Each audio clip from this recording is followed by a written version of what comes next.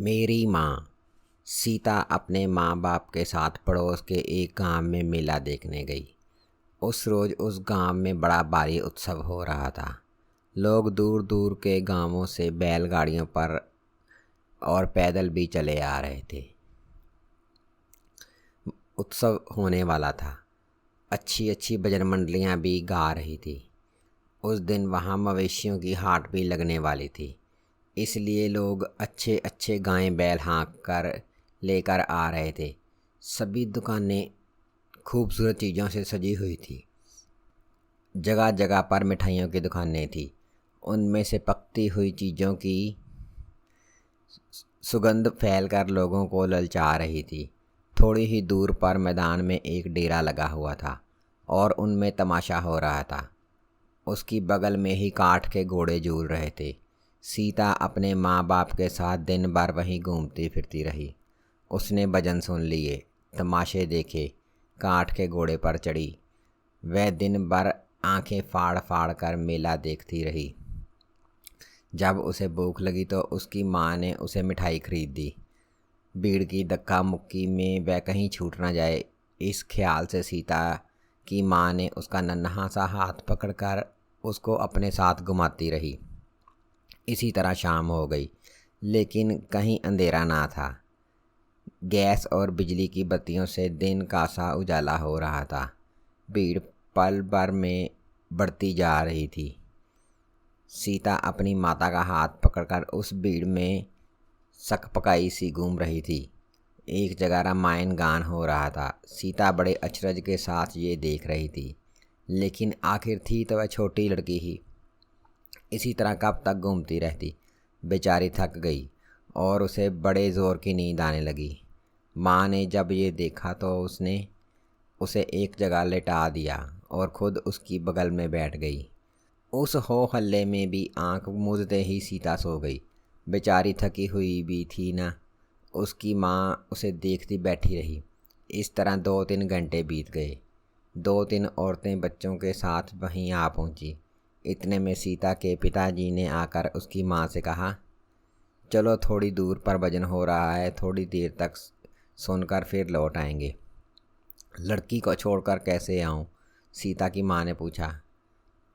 हम उसको देखती रहेंगी, तुम जल्दी लौट आना, बगल की औरतों ने कहा। सीता की माँ ने सोचा, जब तक ये जगती है तब तक मैं लौट आऊँगी। ये कहकर वह भजन सुनने चली गई। आधा घंटा बीत गया। जिन औरतों ने सीता को देखते रहने का वादा किया था उन्हें भी नींद आ गई। वे वहीं लेट गई और थोड़ी ही देर में थक कर सो गई।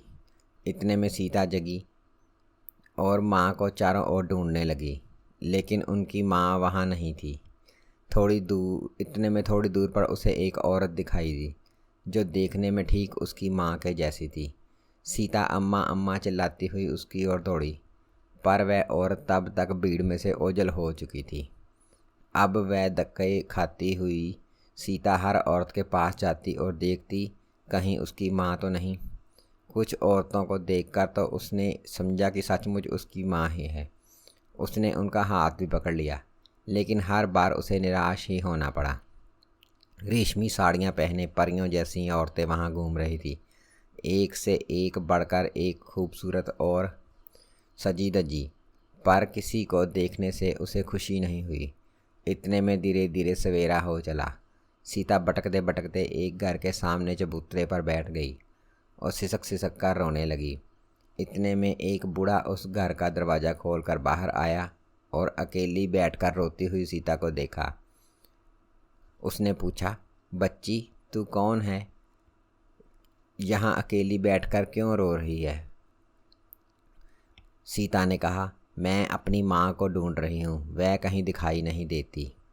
तुम्हारी माँ का क्या नाम है? वह कैसी साड़ी पहने है? देखने में कैसी है? बूढ़े ने पूछा। मेरी माँ देखने में बहुत अच्छी लगती है, बहुत सुंदर है, सीता ने कहा।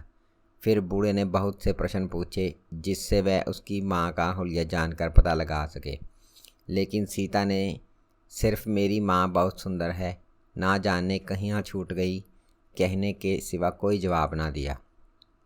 इतने में आसपास के बहुत से लोग जमा हो गए। घर के सभी के घर मेला देखने के लिए रिश्तेदार आए हुए थे। उन सब के घर में सुंदर स्त्रियां थीं। बूढ़े ने सोचा शायद उन्हीं में से किसी की बच्ची होगी, इसलिए वह सीता को साथ लेकर एक घर में गया। उन सब औरतों को दिखाकर सीता से पूछा, देखो, इनमें से तो कोई तुम्हारी माँ है। लेकिन सीता किसी को पहचानती ना थी। उसने कहा, मेरी माँ और भी सुंदर है, ना जाने देखने में वह परियों जैसी लगती होगी। बूढ़े ने सोचा। अब वह सीता को गोद में लेकर मेले में चला। वहाँ वह हर खूबसूरत औरत के पास जाता और सीता को दिखाता, लेकिन हर बार सीता कहती, नहीं, ये मेरी माँ नहीं है, मेरी माँ और भी सुंदर है। आखिर घूमते घूमते बूढ़े का मन उकता आ गया। वह सीता को लेकर घर लौट आया। फिर उसे नहा धुला कर खाना खिलाया।